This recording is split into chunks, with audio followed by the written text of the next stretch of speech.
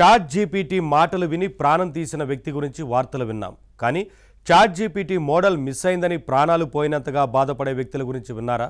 నచ్చిన స్నేహితుడు దూరమైతే ఎవరైనా బాధపడతాం, కానీ నచ్చిన ఏఐ మోడల్ కనిపించలేదని తల్లడిల్లిపోయే వాళ్ళని చూశారా?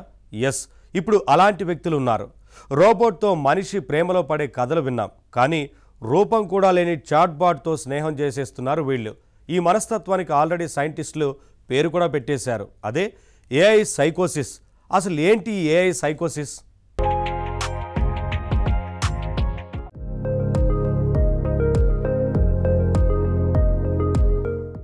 మీకు తెలుసు కదా, ఈ మధ్య చాట్ జీపీటీలో కొత్త వెర్షన్ మోడల్ వచ్చింది.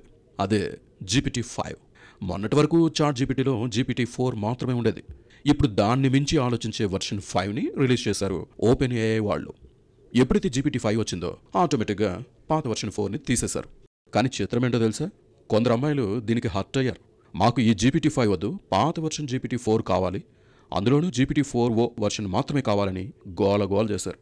నిజానికి ఏదైనా సాఫ్ట్వేర్లో కొత్త వెర్షన్ వస్తే యూజర్లు ఆనందించాలి. ఎందుకంటే పాత వెర్షన్ కంటే కొత్త వెర్షన్లో ఎక్కువ ఫీచర్స్ ఉంటాయి. పైగా పాత వెర్షన్లో ఉండే సమస్యలు కూడా కొత్త దాంట్లో తగ్గుతాయి. మరి ఇన్ని అడ్వాంటేజెస్ ఉండగా మాకు పాత వెర్షనే కావాలని అడగడం ఏంటి? విషయంలోకి వెళ్తే తేలింది ఏంటంటే, పాత వెర్షన్కి ఫ్యాన్స్ ఎక్కువని. చాలామంది అమ్మాయిలు ఈ మధ్య చాట్ జీపీటీతో రోజు మాట్లాడుతున్నారట. ముఖ్యంగా పాత వెర్షన్ 4oతో గట్టి అనుబంధం పెంచుకున్నారట. మరి అలాంటి వెర్షన్ ఒక్కసారిగా కనిపించకపోయేసరికి వాళ్ళంతా నిరాశలోకి వెళ్ళిపోయారు. అంతటితో ఊరుకోలేదు, ఓపెన్ ఏఐ మీద కోప్పడ్డారు. ఆ వెర్షన్ ఎందుకు తీసేశారు? చాట్ జీపీటీ 4o అంటే ఏంటనుకున్నారు? అది మాకు కేవలం ఒక టెక్నాలజీ కాదు, ఒక వ్యక్తిగా లెక్క, మాతో ప్రేమగా మాట్లాడే ఒక తోడు. అలాంటి వెర్షన్ని ఇలా అర్ధాంతరంగా తీసేస్తే ఎలా అంటూ సోషల్ మీడియాలో ఓపెన్ ఏఐని నిలదీయడం మొదలుపెట్టారు. కొత్త వెర్షన్ 5 ఇంకా తెలివైనది, పవర్ఫుల్, అది వాడుకోవచ్చు కదా అని అంటే వాళ్ళు ఒప్పుకోవడం లేదు.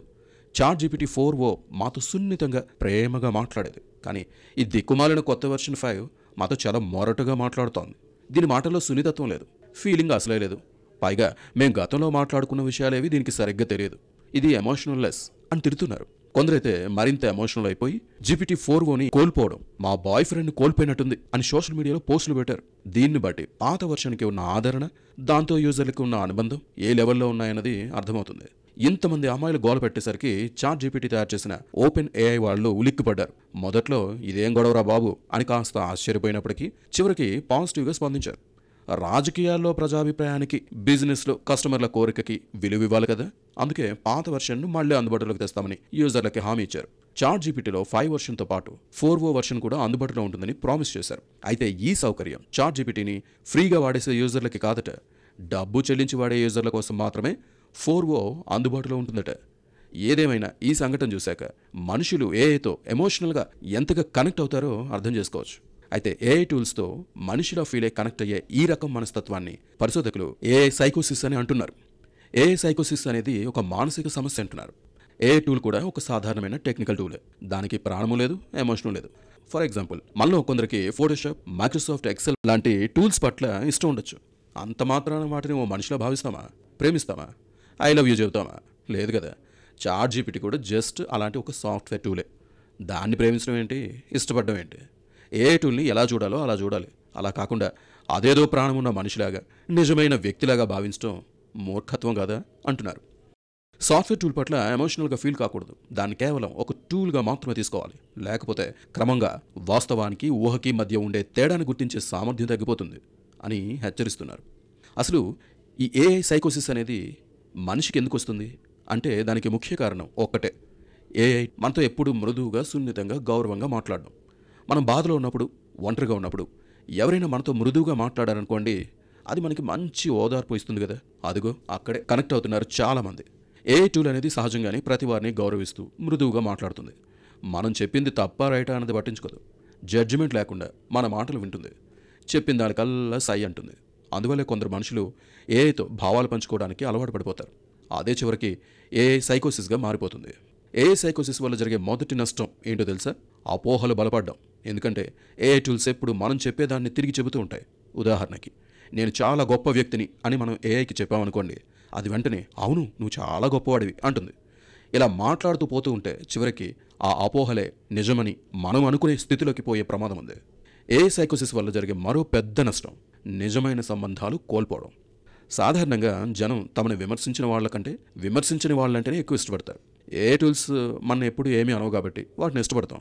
వాటితో ఎక్కువగా మాట్లాడతాం. పైగా ఏ టూల్స్ 24 గంటలు అందుబాటులో ఉంటాయి. వాటితో నిత్యం మాట్లాడుతూ పోతే నిజమైన మనుషులతో మాట్లాడడానికి తీరికుండదు, ఓపిక ఉండదు. క్రమంగా స్నేహితులతో, కుటుంబ సభ్యులతో దూరం పెరుగుతుంది. ఇది క్రమంగా ఒంటరితనాన్ని పెంచుతుంది. ఇదే ఏ సైకోసిస్ వల్ల దీర్ఘకాలంలో వచ్చే ప్రమాదం. అందుకే అందరూ ఇప్పుడు ఏ విషయంలో జాగ్రత్తగా ఉండాలి. ఏ టూల్స్ మన జీవితాన్ని చాలా సులువు చేస్తాయి, పనుల్లో వేగం తెస్తాయి. కానీ వాటితో వచ్చే ప్రమాదాలను కూడా మనం మర్చిపోకూడదు. ఒళ్ళు మర్చిపోయి ఏతో మాట్లాడేయకూడదు. మన వ్యక్తిగత విషయాలు, మన ఆలోచనలు అన్నీ ఏతో మాట్లాడుతూ ఉంటే రేపు మనమిచ్చే ఈ సమాచారం వల్ల మన జీవితం ప్రమాదంలో పడే అవకాశం ఉంది. అసలు ఏతో ప్రేమలో పడడం అనేది ఒక మాయా ప్రపంచం లాంటిది. ఒక్కసారి అందులోకి వెళ్తే బయటకు రావడం చాలా కష్టం అంటున్నారు పరిశోధకులు. ఏ అనేది నిజానికి మన చేతిలోని ఒక టూల్ మాత్రమే. పనిలో మనకి హెల్ప్ చేస్తుంది, ఐడియాలు ఇస్తుంది, వినోదం పంచుతుంది, అంతవరకే. కానీ అది ఒక వ్యక్తి అనుకుని అతిగా ఫీల్ అయితే చివరికి నిజమైన జీవితం అన్నది మిగలదు. ఏ అనేది ఎవరికి జీవిత భాగస్వామి కాదు. నిజమైన ప్రేమ, స్నేహం కావాలంటే మనుషులతోనే మనం కనెక్ట్ అవ్వాలి. ఈ విషయం గుర్తుపెట్టుకోండి అని పరిశోధకులంతా ఇప్పుడు జనాన్ని హెచ్చరిస్తున్నారు. నిజమే కదా? అందుకే ఏని ఒక టూల్గా ఆహ్వానిద్దాం, కానీ ఎమోషనల్గా అలర్ట్గా ఉందాం. అదే సరైన పద్ధతి.